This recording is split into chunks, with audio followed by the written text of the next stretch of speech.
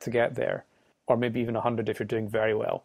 But you're talking about a century, that kind of time scale, and you need to make sure you have a century's worth of provisions, which you can't really do. You can't pack a century's worth of food onto a spaceship. That doesn't work. So you have to pack an ecosystem that can provide a century's worth of food. So you're talking about agriculture, and you're talking about maintaining farmland effectively inside a spacecraft. So you want some kind of system where you can grow food, and then you can recycle the food you've just grown once you've eaten it, and maintain all the chemical elements that you need to then grow the next thing of food. And we are not even good at doing that on Earth. Dr. John Rummel, an astrobiologist at East Carolina University, feels that we can overcome this challenge, and there are already examples here on Earth that we can look to. Well, actually, it's not hard. I mean, one of the nice things, imagine any life support situation where you've got, to start, you got to have a closed environment, because otherwise all the good stuff leaks out into space and you die. So you close it all up, and that's good. Humans take in oxygen, they combine it with sugar and make carbon dioxide. And we exhale the carbon dioxide. If it builds up to too high of a level, it'll kill us. It makes us uncomfortable at about a couple of percentage points. One of the fun things I got to do back in 1998 was I went to the seafloor in Alvin. And the Alvin pilots tend to be really lazy in a good way. But they basically, if you're almost at the end of the dive and you've used up all your potassium hydroxide, they don't really want to change it out for just that little 20-minute section where you're coming up at the end. So they let the carbon dioxide level get way high, and you get this pounding headache first. And then as soon as the carbon dioxide level goes down, your head's fine, everything's good. So if you want experimental headaches, large amounts of carbon dioxide, not carbon monoxide, which is unfortunately a very deadly thing. So you have involved with this, you eat all this stuff, you produce waste gases, etc. How do you go ahead and take human waste and carbon dioxide and make sugar out of it, essentially? And plants are really good at this. They've been doing it for billions of years. And they kind of fine-tune the process in very low energy. All you need is sunlight to make it happen. These are the sorts of things that are attractive. What the engineers don't like is that there's no way you can turn them on, turn them off, and then turn them on again. And once you turn them off that first time, usually that's a problem. But they do make their own spare parts. So you take something like lettuce, you've got a whole bunch of human waste and whatnot, and plant waste that's been kind of in a water slurry. The lettuce is really capable of taking nutrients out of that and passing the water that's there in through their leaves. And when it comes out the leaves, it tends to be nearly pure. It might have a couple of different little plant communication compounds in it, like plants do talk to each other in different ways. But basically, it's pure enough to drink. It doesn't have bacteria associated with it, etc. You catch that, you can drink that water. You can eat the lettuce, and that's good, because then you stay alive and you're happy, and you might even be fit. And then all the rest of the stuff that's left over, that's not water, not plant that you want to eat, that all needs to be turned into basically plant food. And there are different ways to do that. That's probably the hardest step. So if you want to zoosh all this stuff in some kind of a big burner or something, you can get essentially, nitrogen compounds coming out the other end, and more water and a lot of energy. You basically have probably better evidence for this in the underground tunnels in Toronto and Montreal and Minnesota and Minneapolis and places like that than you do anywhere else. Environments that are actually made much better by green plants growing in them. They don't actually think of it as a life support system. They just think of it as a nice place to be. But the nice thing about these systems, these biosystems, is that they'll do what they do if you give them the chance. They don't really need to ask permission or anything else like that. they just kind of work on their own, and they make new spare parts for themselves. The bees do that too. And so you effectively have the opportunity for something to come into balance, and you just have to tweak it a little bit to control it. When we return, some unconventional thoughts on the future of space travel. Stay close.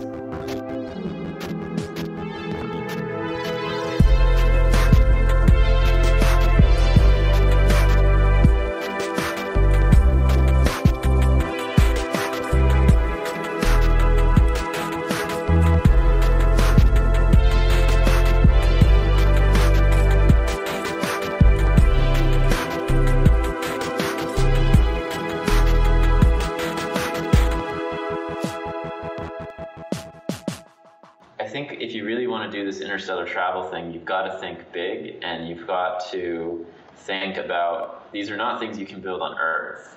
Welcome back. We've been discussing what a spaceship that could take us to the stars might look like. Aaron Zimmerman at the Canadian Institute for Theoretical Astrophysics thinks that if we build something this large, it will already have to be in outer space.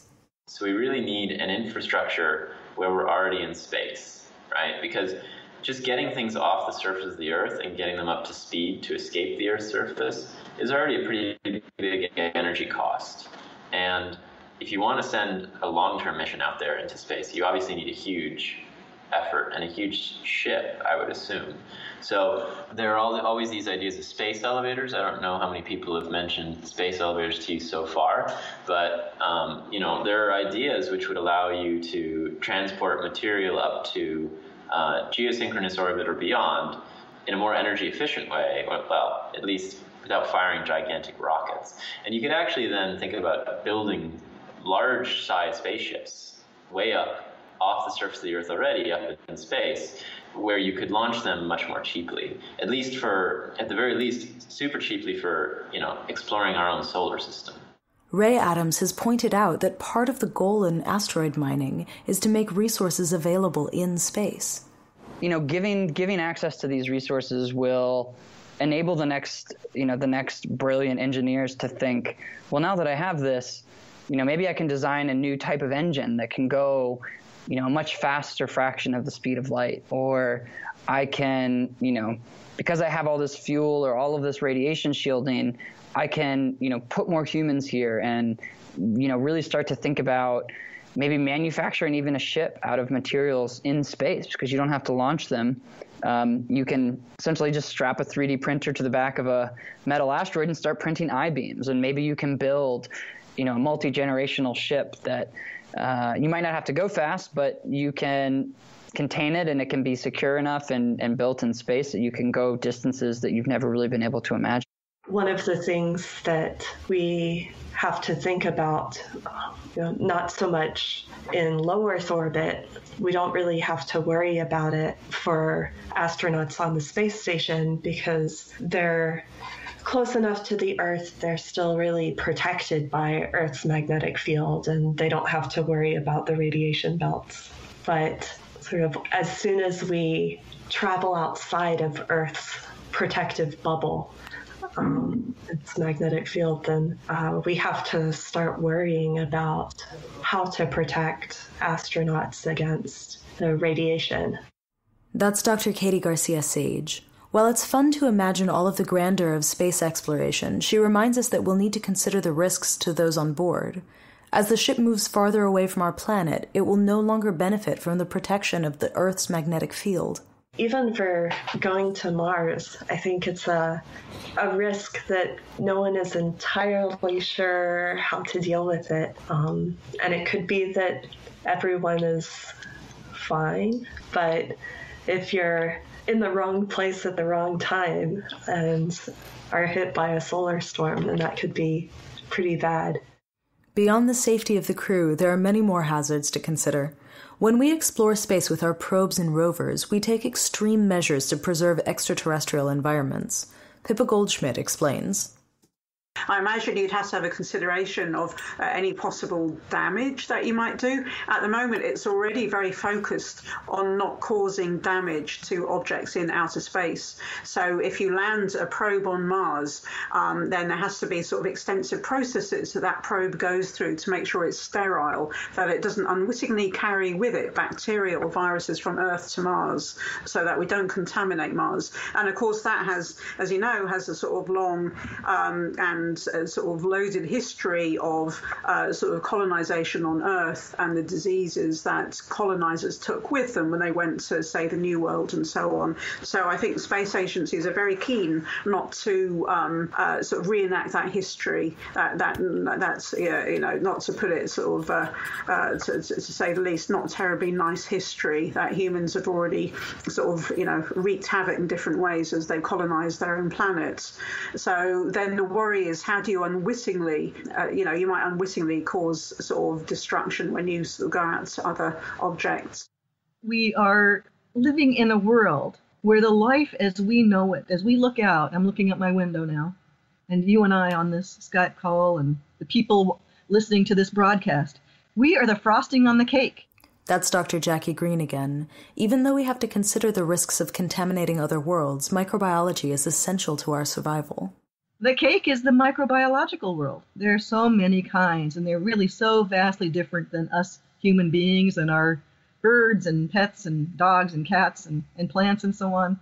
But they are really dominating us. And, each one of us is full, as you know, of billions of microbes. There's more microbial cells in my body than there are cells of me. So I'm like Planet Jackie myself right now. And each of one of us is like Planet Cecilia, Planet Kate, Planet person who's listening to this program right now, being a home for these microbes. So we have to think about that when we're creating this living ecosystem for the first interstellar spacecraft.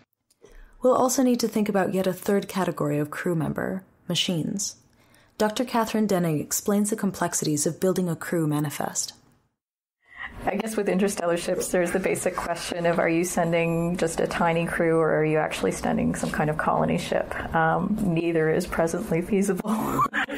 So I think it would have to be significantly dictated by what the technology ends up being at the time of launch.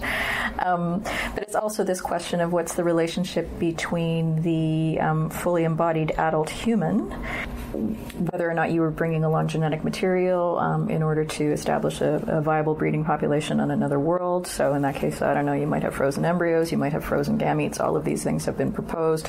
And then there's also the question of our robot companions, or AI, on board the ship. I think, we'd have to assume that in a future, even several decades from now, artificial intelligence is going to be pretty far ahead of where it is right now. And so a lot is going to be about the relationship of the human and the machine, and more specifically humans and computers. So in terms of my own ideal design, again, there's just that question of, do you really need to send the humans at all? But on the other hand, if they really want to go, yeah, who am I to say no? When we start to sit down and realize the vastness that's in space, I always tell people when I talk about this, when you look up in the sky and see all those stars in the sky, the closest one to us, the closest one, it takes 70,000 years to get there. That's Alires Almon from 100 Year Starship, reminding us that we shouldn't kid ourselves about the time we're committing to. It takes 36 years to get out of our solar system. It's not, and that's what we consider next door.